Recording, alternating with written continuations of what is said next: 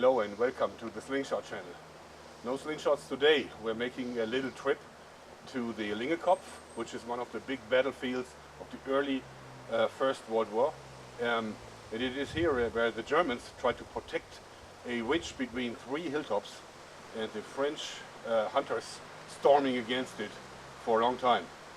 Actually, the French call this the cemetery of the hunters. And it is a museum today, but it is also a cemetery. Here you can see the French trenches. They stormed up on this hill here, and they are barely 15 meters away. You see the heavily entrenched German front line. The Germans had a year and a half to dig out all this and build it all, and it goes in way into the hinterland. And the poor French soldiers had to storm against this tough job. This is the borderland between France and Germany back then, and you see this has a 15 to 20% slope.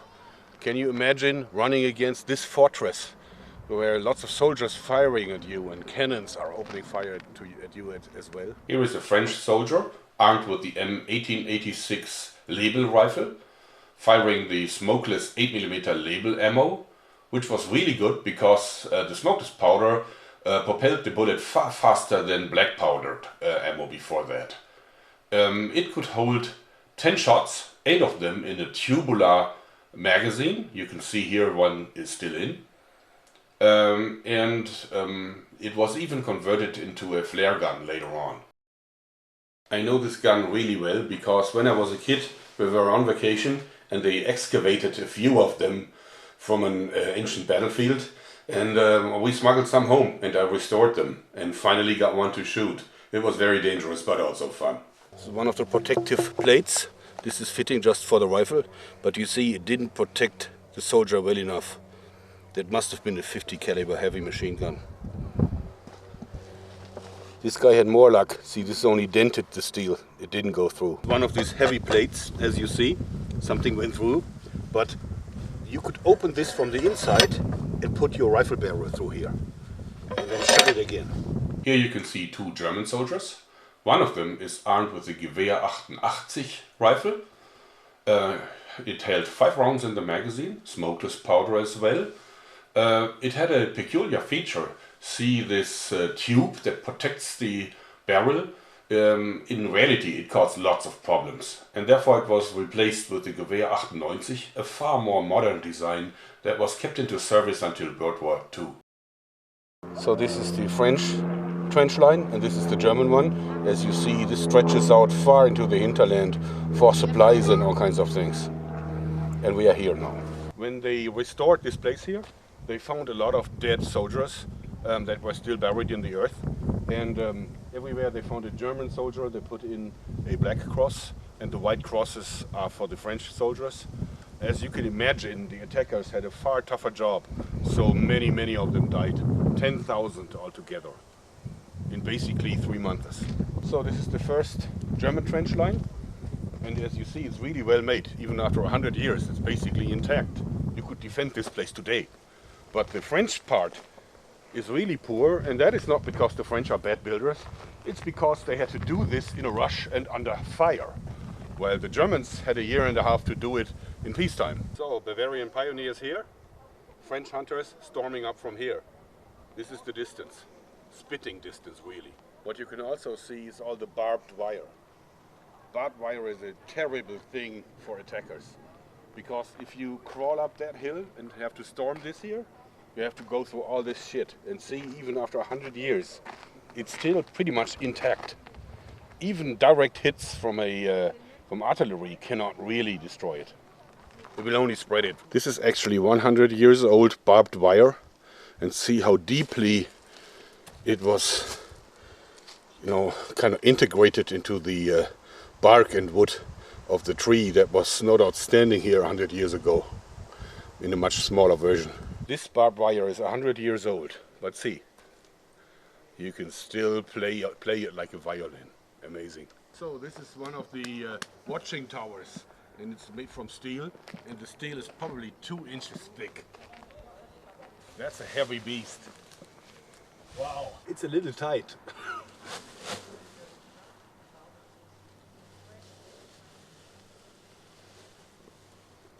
War in the trenches also requires soldiers to own sidearms. And of course they had those. The French had the 1874 model 11mm label revolver. Peculiar, the barrel swings out to the right. It is fairly weak, but very easy to clean, and therefore the French soldiers really liked it. The Germans had different guns. You see a Mauser C96, but of course also the notorious Parabellum, firing the same 9mm bullet that is used by soldiers and policemen today. Here's one of the light shelters that they built right at the front line. This one will probably not survive a direct hit from a shell. They had more solid shelters way back in the hinterland. So this is the reconnaissance post.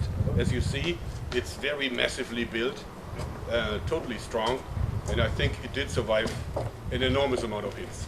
We're going in and we'll take a look.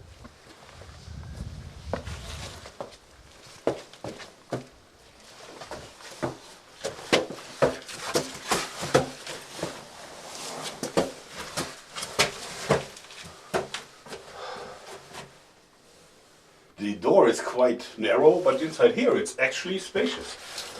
And it's amazing. The roof is entirely reinforced with steel, but there is still wood that is intact. Amazing after 100 years. All this wood, I guess I could make a very fine slingshot out of it. But of course it's a museum and I'm not gonna steal it. As you can see, the trenches run out and out and out, so you could get to the front line without ever raising your head above level. This is the roof of one of the shelters. As you see, it's heavily reinforced with thick iron bars. I think this one would really survive a direct shell hit, even from one of the big boys. So this is the second German trench line, and as you see, you have entrances here into shelters, and some of these shelters have been buried in the earth about 10 meters deep to give the soldiers some kind of safety. This still looks deep and dangerous. Can you imagine that they had to live in these things for years? In the mud, in the rain, without the blood and the smell and the death. 17,000 soldiers got killed, many of them by heavy machine gun fire. Both sides had very capable weapons that even today would be terrible. The Germans had the Maschinengewehr 08, a gas-operated action. As you see, it's belt-fed. The belts held 250 rounds, and it was really a powerful water-cooled weapon that could fire sustained for a long time. The French had the M1914 Hotchkiss, far lighter, air-cooled, but only 30 rounds in the clip. So it was the weaker weapon, but more mobile. During the battle in 1915, the front line went back and forth a few times, mostly held by the Germans, but sometimes the French got quite far. They got into the end of the second front line, the German one. This is where we are standing, which is probably 30 or 40 meters away from the first front line. In October 2015 it looks very beautiful here, but in October 1915 that wasn't the case. On a front line of just 3 kilometers, basically 2 miles, on 3 individual days the Germans dropped 40,000 artillery shells. Can you imagine? This place looked like the moon, completely deserted. Not a single tree standing. It was devastating. That was our little tour to the Lingekopf Memorial. I hope you liked it, because that's it for today. Thanks and bye-bye.